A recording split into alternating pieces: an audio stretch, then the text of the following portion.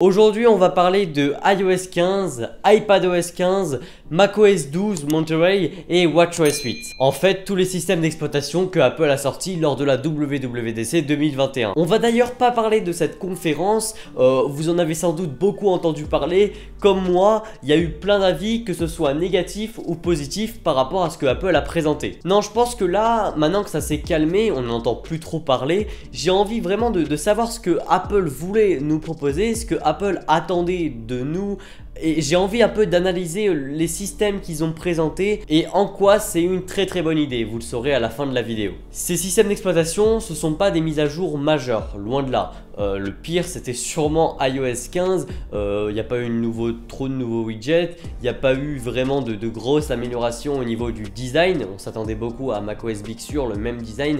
Pas du tout. On a eu quelques modifications dans l'application Plan, d'ailleurs je vous en ai fait des TikTok. Mais voilà, je trouve que c'était quand même pas incroyable en fait. Et c'était une évolution vraiment très mineure de iOS 14 qui était déjà excellent. Pour iPadOS c'est un peu différent et ça confirme vraiment l'idée d'Apple sur iPadOS. Ce ne sera jamais macOS, oubliez ça. Vous aurez sûrement jamais, enfin faut jamais dire jamais, mais un Final Cut sur iPadOS comme ce que vous pouvez voir sur macOS, ni de Photoshop extrêmement bien développé. Vous aurez jamais des applications que vous pouvez avoir sur votre Mac. L'iPad reste un iPad vraiment pour le graphisme avec Procreate, ce super accent avec voilà vraiment de la 3D, mais c'est vraiment pas comme ce que vous pouvez avoir sur votre Mac. Ce ne sera jamais un Mac et Apple veut bien le faire comprendre en faisant des mises à jour qui vraiment diffèrent en fait l'iPad du Mac en fait. De toute façon, on l'a bien vu. Apple, ça ne les dérange pas en fait de mettre une grosse puissance dans l'iPad. Avec l'iPad Pro 2021, on a la puce M1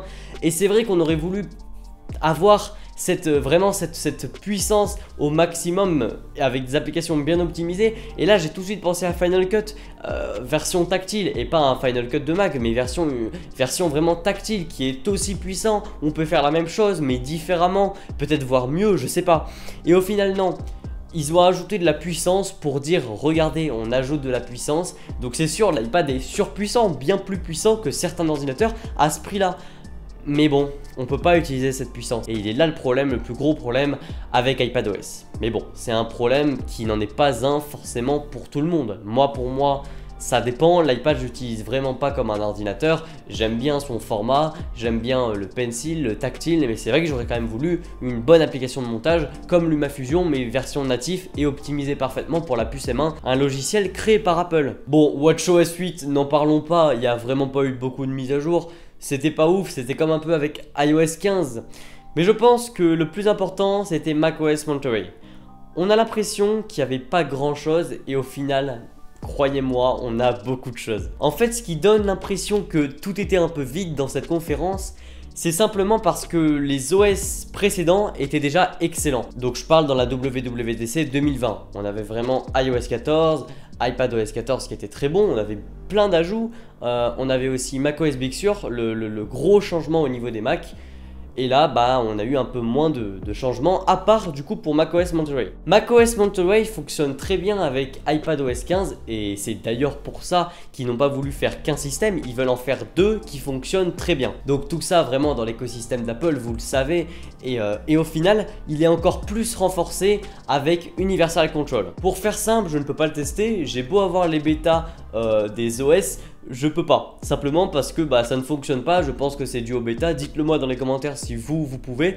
Mais pour faire simple, dans la conférence on l'a bien vu, c'est pouvoir transférer des fichiers, des fenêtres, transférer vraiment plein d'informations du Mac à l'iPad ou de l'iPad au Mac. Et tout ça vraiment de façon très intuitive. Vous ouvrez votre iPad, vous n'avez rien à cliquer, vous le mettez juste à côté de votre Mac, Mac mini, MacBook Pro, etc. Et ça fonctionne, grâce au Bluetooth et au Wi-Fi il me semble. Craig Federighi a expliqué que c'était vraiment très compliqué de mettre ça en place. Ça a été vraiment extrêmement long en termes de recherche, de développement. Et c'est vrai, en vrai quand on y pense, c'est quand même incroyable comme fonction. Et pour la productivité, ça peut que être bénéfique parce que vos fichiers sur votre iPad, ils sont sur votre Mac si vous le voulez.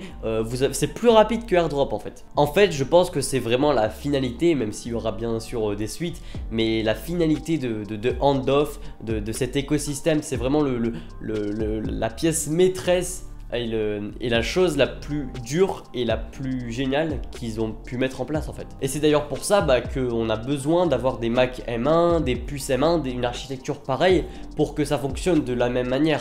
Et c'est aussi d'ailleurs pour ça qu'ils ont pu mettre la puce M1 dans l'iPad pour que ça fonctionne très bien, peut-être mieux, j'en sais rien, j'ai pas encore testé, mais en tout cas j'ai tellement envie de tester, je vous en ferai je pense une vidéo pour mon avis à chaud et peut-être mon avis pour est-ce que c'est vraiment une fonction bénéfique, mais ça a l'air d'être vraiment cool. C'est pour vraiment valoriser l'iPad encore plus que ce qui est déjà. Et donc voilà, et c'est encore plus pour vous enfermer parce que là vraiment si vous fonctionnez de cette manière, vous ne pouvez pas le faire avec un Samsung. Je veux dire c'est encore pire que tout.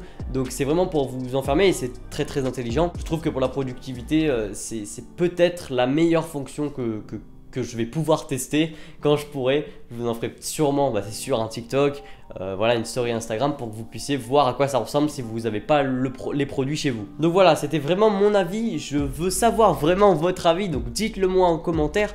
Dites-moi vraiment ce que vous pensez de cette mise à jour. Qu'est-ce que vous auriez voulu voir ou ne pas voir? Qu'est-ce que vous voulez? Qu'est-ce que vous attendez pour d'ailleurs iPadOS 16, iOS 16, macOS du coup 13 et puis voilà, WatchOS 9, tout ça. Dites-moi ça dans les commentaires, ce que vous pensez de cette mage. Quelle est votre fonction préférée? Vous pouvez me dire aussi ce que vous pensez de cette vidéo.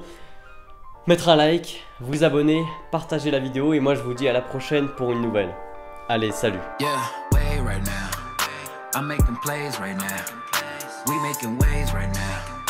What can they say right now? I'm on the way, we making plays. I'm on the way, we making waves. I'm on the way, we making plays. I'm on the way, we making waves. Yeah. Back.